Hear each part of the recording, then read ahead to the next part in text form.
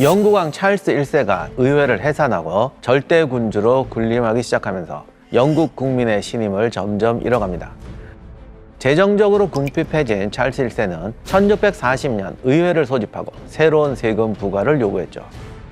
하지만 2년 동안 2번이나 의회를 해산시킴으로써 의회의 불만은 폭발했고 1642년에는 결국 의회가 군대를 조직하게 됩니다. 이것이 영국 내전, 다른 말로 청교도 혁명입니다.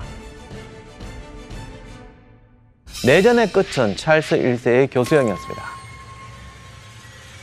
찰스 1세의 자리에는 의회 편에서 왕과 맞선 올리버 크롬웰이 호국경으로 취임해서 나라를 다스렸죠. 이 과정에서 영국은 아메리카 대륙의 식민 정책을 잠시 멈추게 됩니다. 크롬웰의 아들이 정권을 잡으면서 무능함이 드러나자 처형당한 찰스 1세의 아들 찰스 2세가 돌아와 왕좌에 복귀하게 되죠. 왕정 복구 이후에 다시 청교도들이 탄압받게 되자 아메리카 대륙으로의 이주가 다시 활발해집니다. 캐롤라이나, 뉴욕, 뉴저지, 펜실바니아를 거쳐 조지아까지 13개의 식민지를 개척하게 됩니다. 그렇다면 13개의 식민지는 왜 영국에 대항해서 독립전쟁을 펼친 것일까요? 이제부터 낱낱이 밝혀드리겠습니다.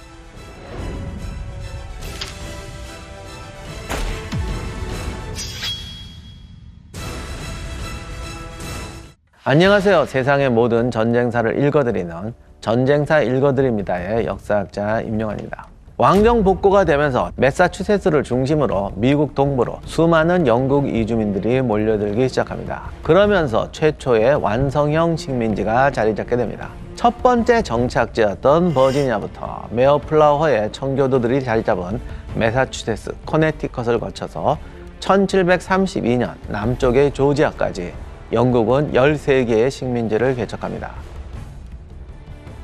그리고 각각의 식민지는 자신만의 독특한 식민지 사회를 형성하게 됩니다. 첫 번째, 매사추세츠를 중심으로 한 뉴 잉글랜드는 추운 날씨와 거친 토양으로 인해서 농업이 어려운 지역이었습니다.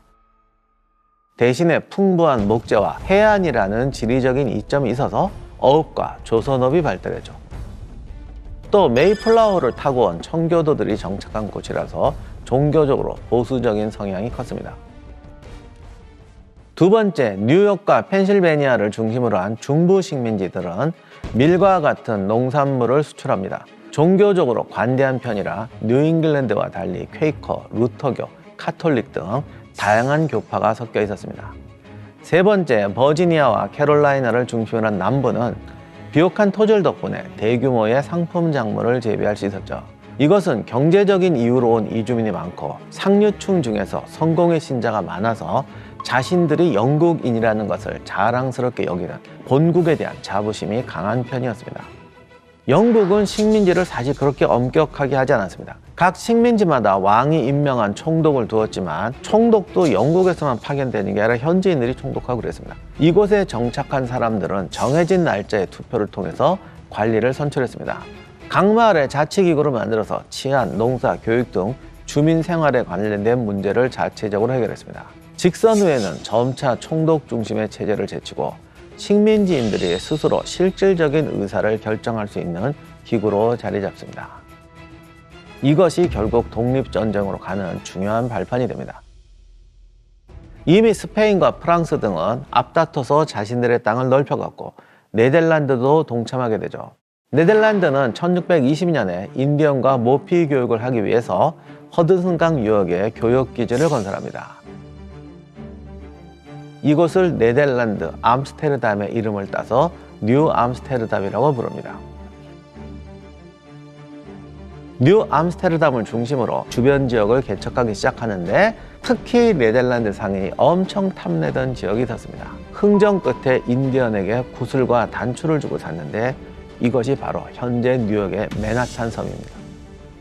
네덜란드 상인이 인디언에게 준 구슬과 단추는 지금의 가치로 따져도 겨우 24달러에 불과했습니다. 현재 미국 뉴욕 맨하튼의 평균 땅값이 평당 7,000에서 8,000달러, 약 8,500만 원인데 네덜란드 상인은 맨하튼 전체를 통으로 24달러 가치인 구슬과 단추로 사버린 것이죠. 지금 24달러면 센트럴파크 주변에서 1박도 못합니다. 그런데 네덜란드가 이곳을 영국에게 빼앗깁니다. 영국이 전쟁을 일으켜서 제압하죠. 맨하튼을 포함한 뉴 암스테르담을 차지하고 전쟁을 지원한 요크경의 이름을 따서 뉴요크라고 이름을 바꿉니다. 영국이 13개의 식민지를 점령했을 때 유럽의 강대국들 역시 경쟁적으로 식민지 개척을 하고 있었죠. 아메리카 대륙의 동쪽 지역은 영국, 프랑스, 스페인이 차지하고 있으니까 식민지 과정에서 땅을 뺏고 뺏기는 일이 자주 발생할 수밖에 없었습니다. 특히 영국과 프랑스는 오하이오강 유역을 두고 한바탕 충돌이 일어났고 1756년 두 나라 사이에 전쟁이 벌어집니다. 원래 이곳은 프랑스 땅으로 프랑스 정착민들은 인디언들과 공존하며 살아가고 있었습니다. 영국은 이 땅을 빼앗으려고 후발주자로 끼어든 셈이었죠. 영국과 프랑스가 충돌하자 인디언들은 프랑스 편에 섭니다. 자신들을 몰아내지 않고 우호적인 관계를 유지하면서 땅을 개척했던 프랑스를 더 신뢰했던 것입니다. 영국 대 프랑스와 인디언 연합의 대립 구도가 형성되었고 7년 동안 대규모 전쟁이 벌어집니다. 이 치열했던 7년 전쟁에서 승리한 나라가 영국이었습니다. 영국은 프랑스에게서 승리한 대가로 넓은 중부 지역을 넘겨받았고 영국이 아메리카 대륙의 동부와 내륙 대부분을 차지하게 됩니다. 그런데 이 7년 전쟁이 나비 효과를 일으켜서 미국이 독립전쟁으로 나가게 되는 중요한 전환점을 제공하게 됩니다. 7년이라는 시간 동안 전쟁을 치르느라 많은 돈을 썼던 영국은 채무가 급격하게 증가합니다. 돈은 필요한데 영국이 자국민에게서 세금을 더 거두려니까 정치적으로 부담을 느끼죠. 그래서 아메리카 대륙의 식민지로부터 세금을 걷어가고자 합니다. 사실 영국은 군대를 파견해서 식민지를 도와줬으니까 식민지 사람들과 본토 사람들하고 관계가 더 돈독해질 줄 알았는데 의외로 예상치 못하게 세금 전쟁이 시작된 것입니다. 영국은 식민지에 수입되는 설탕과 커피, 포도주 등에 관세를 붙입니다. 특히 소비량이 많았던 수입 설탕에 세금을 걷게 됩니다. 이렇게 되니까 커피에 설탕을 못 타먹는 게 아니고 진짜 문제는 럼주나 디저트 같은 발효주를 만드는데 설탕이 빠져버리게 되는 거예요. 이게 더 치명적이었어요. 그런데 설탕법을 매겨봤자 그 세금 가지고 정부 부채를 갚기도 힘들고 아메리카 대륙에 주둔하는 영국 군대를 유지하는 것도 도움이 안 됐습니다. 할 수 없이 정부는 더 많은 세금을 걷기로 하고 1765년에 인지세법을 발표합니다. 인지세법이란 식민지에서 발행하는 모든 신문과 팜플렛, 벽보, 계약서, 대학 졸업장 등 어떤 인쇄물이든 간에 영국의 인지, 즉 도장을 사서 붙이도록 한 것입니다. 인지세 제정으로 카드 놀이에 사용되는 카드에도 세금을 부과하게 되고 포도주를 팔 때도 인지세를 붙였는데 인지세 중에서 제일 비싼 게 변호사 자격증에 부과되는 세금으로 오늘날 가치로 따지면 약 400만 원 이상이었습니다. 식민지 사람들은 본국에서 마음대로 세금을 매기니까 불만이 극에 달했죠. 인지세를 낼 수 없다고 투쟁을 시작합니다. 저항운동은 식민지 엘리트 계급 외에도 농민, 기능공, 노동자, 장사꾼 등 하층민까지 정치에 자연스럽게 참여할 수 있도록 합니다. 식민지 내 불평등과 빈부격차로 불만이 컸던 하층민들이 본격적으로 정치 참여를 하게 됨으로써 영국으로부터 독립하는 데 중요한 한 걸음을 내딛게 됩니다. 더 중요한 건 저항운동의 효과가 있었던 거예요. 저항이 거세지니까 두 손 두 발을 들고 인지세법을 폐기합니다. 하지만 세금은 포기할 수가 없었죠. 영국은 또 새로운 법을 생각해냅니다. 이번에는 영국으로부터 수입되는 종이, 유리, 차, 납, 페인트 등의 수입관세를 붙이는 타운센트법을 제정하게 됩니다. 일상생활에 필요한 용품에 세금을 붙이니까 식민지 정착민들은 다시 분개하게 됩니다. 스스로 선출한 의회 대표자를 영국 의회에 보내는 것이 허락되지 않은 상태에서 자신들의 동의 없이 통과된 법은 불법이다. 영국 국민으로서의 권리를 부정당하는 것이라고 믿게 됩니다. 이런 생각이 퍼지면서 식민지인들 사이에서는 영국에 대한 반감이 폭발 직전까지 올라가게 되죠. 이때 식민지인들의 고통을 드러낸 슬로건이 생기는데 바로 대표 없는 곳에 과세 없다입니다. 이게 프랑스 혁명 때도 이 구호가 먹히는데 그 전에 미국 땅에서 이 말이 나왔던 거죠. 1768년 2월 런던 잡지에 이 슬로건이 실리면서 식민지인들에게 대의를 나타내는 구호로 떠올랐고 독립전쟁의 불씨를 당기게 됩니다. 타운센트법이 제정되고 나자 식민지에서는 지나친 과세에 대응해서 영국 제품에 대한 불매 운동이 시작됩니다. 격한 반발이 이어지자 영국은 폭동 확산을 막으려고 차를 제외한 다른 품목의 관세를 없앴습니다. 그런데 문제는 예기치 못한 곳에서 터집니다. 영국 본토에 있는 동인도 회사가 경영부실 등으로 어려움을 겪게 되면서 정부가 나서서 차세법을 통과시킨 것입니다. 차세법은 과세가 아니고 동인도 회사가 직접 식민지에 차를 판매할 수 있게 만들어서 싼 값에 차를 공급하는 것입니다. 그러자 식민지 내에서 차를 판매해왔던 상인들은 동인도 회사의 저렴한 차값에 밀려서 파산을 면치 못할 만큼 큰 피해를 보게 됩니다. 이에 상인들이 크게 반발했고 이를 계기로 영국차 불매 운동이 대대적으로 벌어집니다. 항구 대부분에서 동인도 회사의 차를 실은 배의 하선을 거부하기까지 합니다.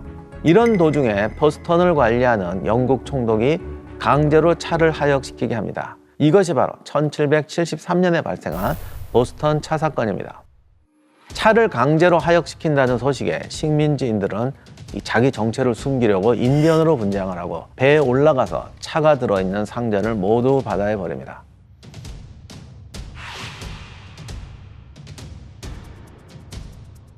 당시 파악된 동인도 회사의 손실은 약 9,700파운드. 이것은 현재 가치로 20억 원 정도입니다. 이 배가 지금도 모형이 있어서 가면 상자 던지는 체험도 할 수가 있습니다. 줄 달아놓고 이렇게 던져요. 식민지인들의 도발에 영국은 분노했고 이들을 응징하기 위해서 영국은 초강수를 둡니다. 바로 식민지 탄압법인 강제법을 만든 것이죠. 손실된 차의 값을 배상할 때까지 보스턴 항구를 봉쇄한다. 식민지 의회 상원 의원과 보안관을 영국 국왕이 직접 임명하고 보안관이 배심원을 임명할 수 있게 한다. 유죄 혐의를 받은 영국 관리나 병사는 식민지 법정이 아니라 영국 본토에 와서 재판을 받도록 한다. 필요한 경우에 식민지가 영국의 군대에 민박을 제공한다는 것이었습니다. 강제법으로 영국 의회가 법적인 제재를 가하면서 보스턴을 다른 식민지로부터 고립시키려고 했던 것이죠. 그런데 문제는 엉뚱한 데서 등장합니다. 다른 지역의 식민지인들까지 반기를 들면서 영국의 의도와는 다르게 역효과가 나버립니다. 다른 지역 식민지인들은 지금 투쟁하지 않으면 자신들도 똑같은 압박을 받을지 모른다는 생각이 들게 되죠. 그리고 이로 인해서 자신들의 자유가 박탈당할 위기에 처했다고 판단합니다. 우리의 자유가 위협받고 있다. 우리가 이 먼 땅까지 와서 우리의 체제를 만들었는데 영국의 귀족과 왕들이 우리를 직접 지배하려고 한다는 것이었습니다. 영국에 즉각 대응하고자 1774년 9월 자체적으로 식민지 협의회를 통해서 선출된 13개의 식민지 대표 55명을 소집해서 제1차 대륙회의를 개최합니다. 여기 모인 대표 중에는 훗날 미국의 초대 대통령이 될 조지 워싱턴, 2대 대통령인 존 애덤스, 매사추세츠주의 주지사 세뮤얼 애덤스 등이 있었습니다. 식민지인들의 의사를 대변하는 통합기구가 처음으로 등장한 것이죠. 이 회의에서 영국에 대한 항의안을 채택합니다. 식민지 내정 문제는 간섭할 수 없다. 그리고 영국 왕에게 강제법을 철회해달라는 청원서를 보냅니다. 식민지의 돌발 행동에 영국은 더욱 강하게 압박을 시도합니다. 보스턴을 포함한 매사추세츠도 반란 상태라고 선포하고 다른 나라와의 무역을 전면 금지하게 됩니다. 그리고 이들의 주업인 북대서양 어업권까지 빼앗아 버립니다. 이런 압박 속에서 식민지인들은 드디어 선전포고를 하고 독립전쟁이 시작됩니다. 사실 미국 독립전쟁은 엄밀히 말하면 동부 13개 주 아메리카에 있는 영국령 식민지에서 벌어진 전쟁입니다. 아메리카에는 프랑스령도 있고 스페인 구역도 있고 어떻게 보면 이게 더 넓었습니다. 중부로 밀어내긴 했지만 아메리카 인디언들의 세력도 무시 못할 부담이었습니다. 이런 외부 세력의 존재가 영국이 아메리카 정책에 혼돈을 준 요인 중에 하나였습니다. 하지만 영국 입장에서 이 전쟁의 최대 딜레마는 아메리카를 통치할 방법 자체가 없다는 겁니다. 전쟁은 목적이 분명해야 됩니다. 또한 그 목적이 성공할 수 있는 목적이어야만 합니다. 우리가 전술이나 작전은 잘못 짤 수 있어요. 근데 이거는 고치면 돼요. 하지만 전쟁을 시작하는 목적 자체가 어긋나면 이건 방법이 없습니다. 찰스 1세의 강제법은 법이 옳다 그러다가 아니라 실행할 수 없는 법을 시행한 거예요. 이렇게 되니까 군대를 보내고 전쟁을 하는 자체가 실현될 수 없는 전쟁이 되는 거죠. 우리가 교과서에서는 아메리카 반란이 일어난 동기가 인지세, 타운센드세와 같은 영국의 식민지 탄압 때문이었다고 합니다. 하지만 그 이전에 더 본질적인 문제가 있습니다. 인도나 이집트로 이주한 영국민이라면 자기가 거기 가서 인도인이 되겠다, 이집트인이 되겠다 안 한단 말입니다. 영국의 보호를 받는 게 중요하니까 그 속에서 영국인으로 살고자 하겠죠. 그런데 아메리카는 아니에요. 이미 아메리카에 와서 정착한 사람들은 아메리카인이지 더 이상 영국인이 아닙니다. 영국 사회가 이주한 게 아니고 영국에서 핍박받던 사람들, 영국 사회가 싫었던 사람들이 넘어왔어요. 거기다가 종교도 달라요. 영국 국교회잖아요. 그러니까 우리 국교회가 아닌 사람은 우리 국민이 아닌 거죠. 이렇게 돼서 그들 스스로를 너희는 우리 민족이 아니라고 나눠버리게 하는 효과를 가져와 버렸죠. 그러니까 아메리카 사람들이 영국민이라고 생각하는 건 그냥 예정에 기인한 추억, 선심 같은 구조도 있었습니다. 그리고 이런 추억성 호의는 이해관계에 걸리는 게 칼같이 끊어지는 거죠.